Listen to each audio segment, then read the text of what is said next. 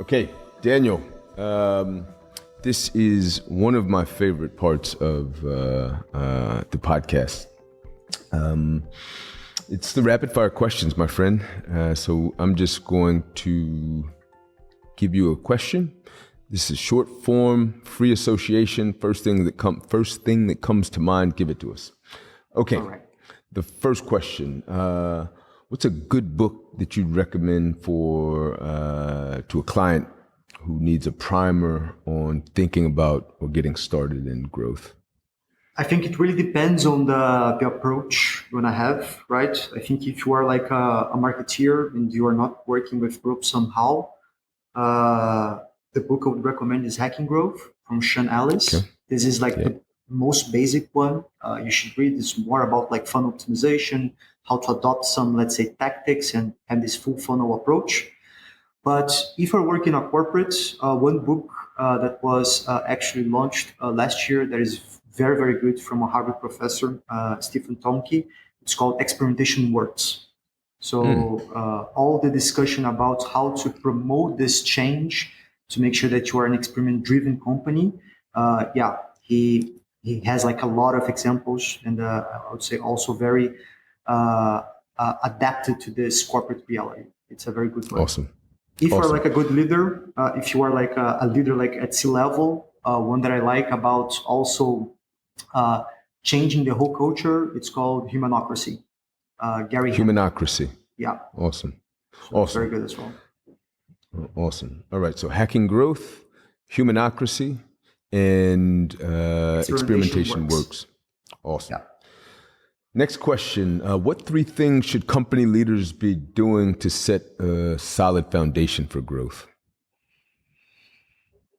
I think like a little bit of what we discussed during like the show. It's also making sure that you are reframing your work, right? How you're perceiving the reality. Because you as a leader, you have like way more influence and power than you imagine in your company. So making sure that you are building this environment where it's okay to fail, it's okay to test new things, but learn, right? I think like the main challenge of like leaders nowadays is they need to understand how to build these organizations that are built for learning, to increase to increase like learnings and make sure that those learnings are are used in their like daily work, right? So this also encompasses a little bit about customer centricity, and this also like links to adopting like a new vision, adopting like a new culture, and having this behavior change of like leading by example as well. Awesome. All right. What three things would you say are the most common mistakes that you see when you get under the hood of companies looking to implement a sort of growth program? Well, I think the first one, this is like for everyone, it's thinking that growth is just like hacks and tools. This is like the basic one, most like common mistake. But talking from a corporate perspective, I think when leadership, especially C-level, thinks that they don't need to participate in the change. So the teams, they need to adopt like this mindset of like learning and testing and failing because they are product related somehow and they're client facing. But when you are like a C-level, you don't want to expose yourself to failure. You don't want to expose yourself to your fragilities. And again, as I mentioned, like in the previous answer, if you're a leader and you're not open to mistakes, it's very hard that people will say or will follow your example, right? It's very hard to do this. And I think also, based in one of like the examples I gave before, thinking that they will somehow fit experimentation in the way that they are currently working, when they don't perceive that experimentation will actually change the way they work. So the example of thinking that everything they are wins, right? Yeah. And not like making sure that you're comfortable with failures. So those are like, I would say, the common mistakes and errors on that. That's great. Yeah. It's sort of like, it's like, no, dude, that is not a win. Yeah, that is a exactly. failure. Yeah, and You're missing the whole point. yeah, exactly. They're missing the whole point. And just like to add on like this leadership part, I think there are a few good examples that if you are more interested to know about leaders who are actually making this change, they're doing like this right. I think Microsoft is a primary example of like Okay. a company that is doing this, that is being led by Satya Nadella, and they are adopting this growth mindset at scale.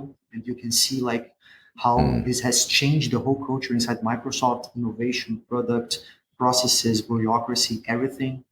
Yeah. On the pharma field, I think Roche is also doing like a Okay. very nice work on this. And yeah, there are many others, but I think those two examples are Awesome. very good if you want to follow more. Awesome. Okay. And then last question, Daniel. Well, let's do two very quick responses. What are the biggest drawbacks of your work, you think?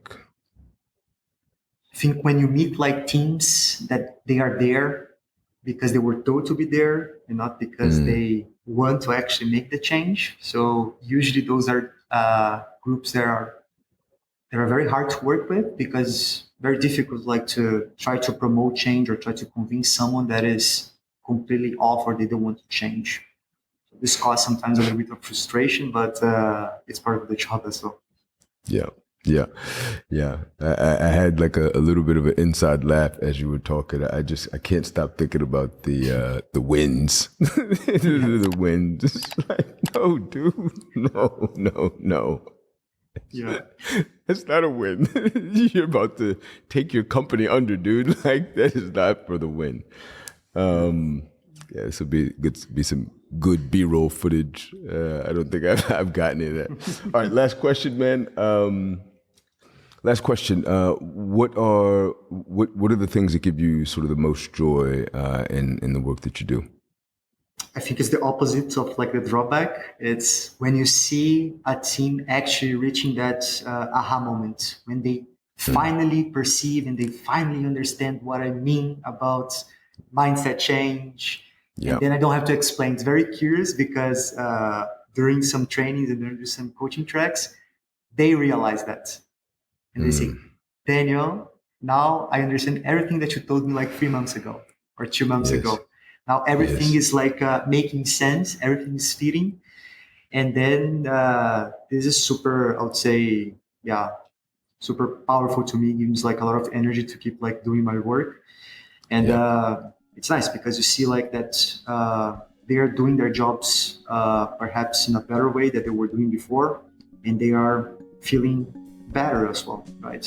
Yeah. And it's curious that as we're also discussing here, some of them also adopt this not only for work but also for other parts of their lives. Mm. It's also like a way of how to perceive the world around you. So Yeah. yeah, this is super good, super nice. That's awesome, man. Daniel, thank you again, man. Many, many thanks for such a thoughtful conversation, and looking forward to the next one. All right. See you. Thank you. Thanks, Daniel.